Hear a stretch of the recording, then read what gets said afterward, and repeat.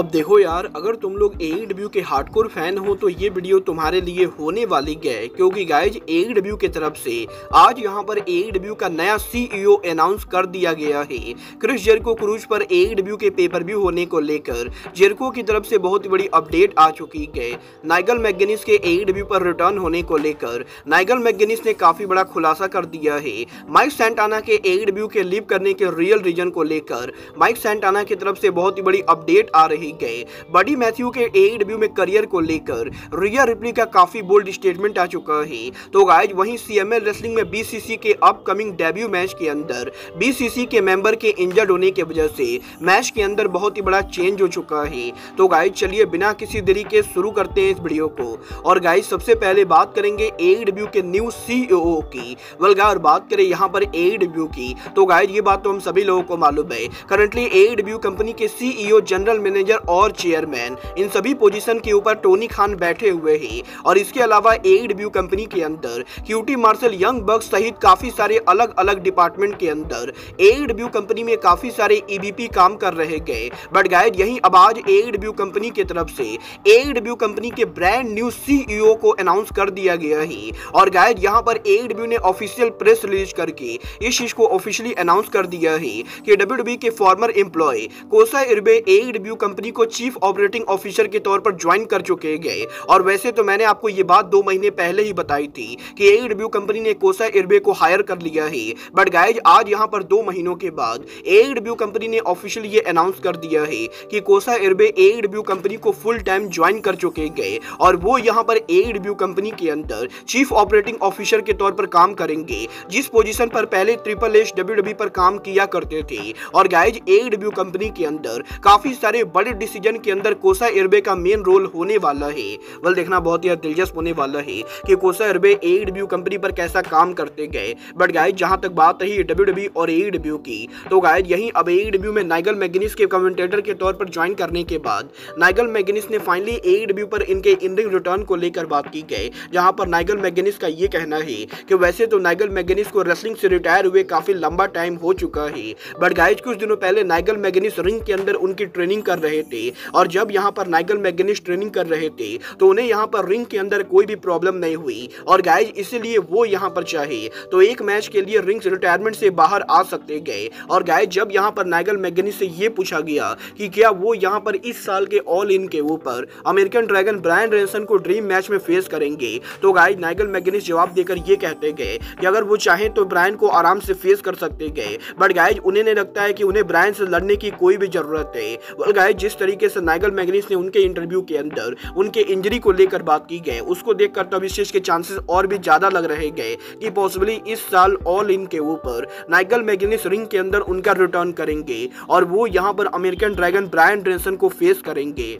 But guys चलिए फिलहाल आगे बढ़ते हैं और बात करते हैं AEW के चैंपियन क्रिस जेरिको की। गाइस बात करें यहाँ पर जेरिको की, तो गाइस इस हफ्ते जेरिको के लेटेस्ट इंटरव्यू के अंदर क्रिस जेरिको ने जेरिको क्रूज पर AEW के पॉसिबल शो को लेकर बात की गई। जहां पर जेरिको का ये कहना है कि 2019 में AEW के डायनामाइट शो के जेरिको क्रूज पर होने के बाद पिछले 4 सालों में वैसे तो AEW कंपनी ने जेरिको क्रूज के ऊपर कोई भी शो नहीं किया है। But guys definitely Jericho in future AEW का पेपर व्यू जेरिको क्रूज के ऊपर करना चाहेंगे। और गाइस जिस तरीके से WCW 20 के ऊपर पेपर व्यू किया करती थी, क्रिस जेरिको भी चाहते हैं कि उनके क्रूज के ऊपर AEW कंपनी उनके लाइव पेपर व्यू को ब्रॉडकास्ट करे।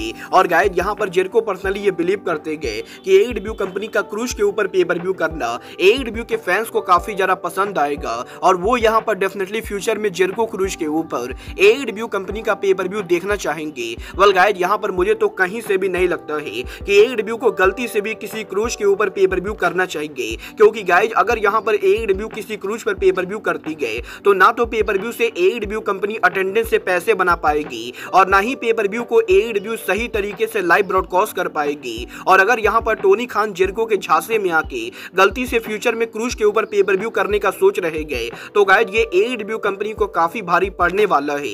बट गाइज चलिए फिलहाल आगे बढ़ते हैं और बात करते हैं AEW के फॉर्मर सुपरस्टार माइक सैंटाना की। वेल गाइज ये बात तो हम सभी लोगों को मालूम है, माइक सैंटाना AEW कंपनी को लीव कर चुके गए और वो यहाँ पर करंटली इंडी रेसलिंग के ऊपर रसल कर रहे गए। और यहीं इस हफ्ते सैंटाना के लेटेस्ट इंटरव्यू के अंदर सैंटाना ने AEW कंपनी के लीव करने के डिसीजन को लेकर बात की, जहां पर माइक सैंटाना का ये कहना है कि उन्होंने पिछले 4 सालों में AEW कंपनी के अंदर काफी बार AEW कंपनी की टॉप सुपरस्टार बनने की कोशिश की और गाइज यहाँ पर AEW कंपनी के अंदर सैंटाना ने हमेशा उनका बेस्ट डिलीवर किया है। बट गाइज यहाँ पर 4 सालों तक AEW में काम करने के बाद भी जब AEW कंपनी के अंदर सैंटाना को बढ़िया बुकिंग नहीं मिली तो गाइज यहाँ पर सैंटाना को ये समझ में आ गया कि वो यहाँ पर अगर AEW कंपनी में अगले 10 साल भी काम करते गए तो उनके करियर में कोई भी ग्रोथ नहीं होने वाली गए और वो यहाँ पर उन रेसलर्स में से बिल्कुल नहीं गए जो यहाँ पर सैलरी लेकर घर पर बैठेंगे। और क्योंकि AEW के टीवी के ऊपर भी सैंटाना को यहाँ पर रियरली टीवी टाइम मिलता था तो गाइज इसीलिए AEW के घटिया बुकिंग से परेशान होकर सैंटाना ने फाइनली ये डिसाइड किया कि वो यहाँ पर घर बैठकर सैलरी लेने से बढ़िया AEW से बाहर आकर काम करके सैलरी लेना पसंद करेंगे। और बेसिकली AEW के बेकार बुकिंग की वजह से माइक सैंटाना ने AEW कंपनी को लीव किया है, जो कि मेरे हिसाब से पूरी तरह से जस्टिफाइड है। वेल देखना बहुत ही दिलचस्प होने वाला है कि सैंटाना आगे यहाँ पर AEW के बाहर किस कंपनी को ज्वाइन करते हैं।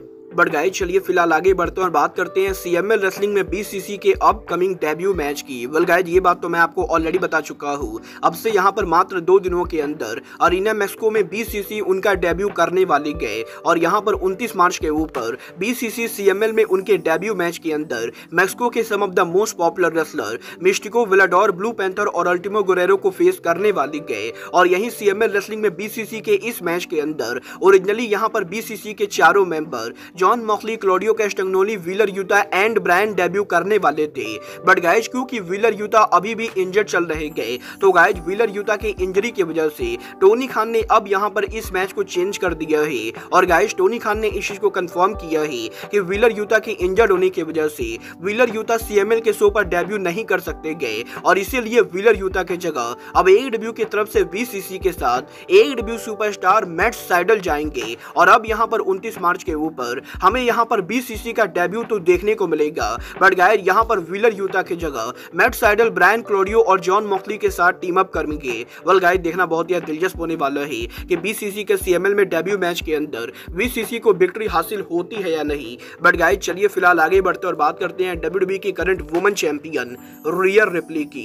वेल गाइस ये बात तो आप सभी लोगों को मालूम होगी, रिया रिप्ली जहां करंटली WWE कंपनी पर काम कर रही गए वहीं रिया रिप्ली के फियांसे बडी मैथ्यू AEW कंपनी पर काम कर रहे गए। और इन दोनों के राइवल कंपनी में होने के बाद भी ये दोनों रियल लाइफ में आज के टाइम पर एक साथ थे। और यहीं कल यहां पर लोगन पॉल के लेटेस्ट पॉडकास्ट के ऊपर रिया रिप्ली यहां पर अपीयर हुई, जहां पर रिया रिप्ली ने पॉडकास्ट के ऊपर बडी मैथ्यू के साथ उनके रिलेशनशिप को लेकर बात की। और गाइस यहां पर रिया रिप्ली का ये कहना है कि वो यहां पर इस चीज को देखकर बहुत ही ज्यादा हैप्पी गए कि बडी मैथ्यू AEW कंपनी पर जो भी कर रहे गए। और गाइस यहां पर रिया रिप्ली और बडी मैथ्यू ने ये डिसाइड किया है कि वो एक दूसरे के काम में कोई भी इंटरफेरेंस नहीं करेंगे और इसीलिए इन दोनों के राइवल कंपनी में होने के बाद भी ये दोनों रियल लाइफ के अंदर काफी ज्यादा हैप्पी गए। बट गाइस जब यहाँ पर रिया रिप्ली से बडी मैथ्यू के AEW के करियर के बारे में बात की गई तो गाइस रिया रिप्ली का ये कहना है कि वैसे तो ये बातें वो नहीं करना चाहती गए। बट गाइस यहाँ पर इस बात को कोई भी नहीं नकार सकता है कि बडी मैथ्यू करंटली जिस कंपनी पर काम कर रहे गए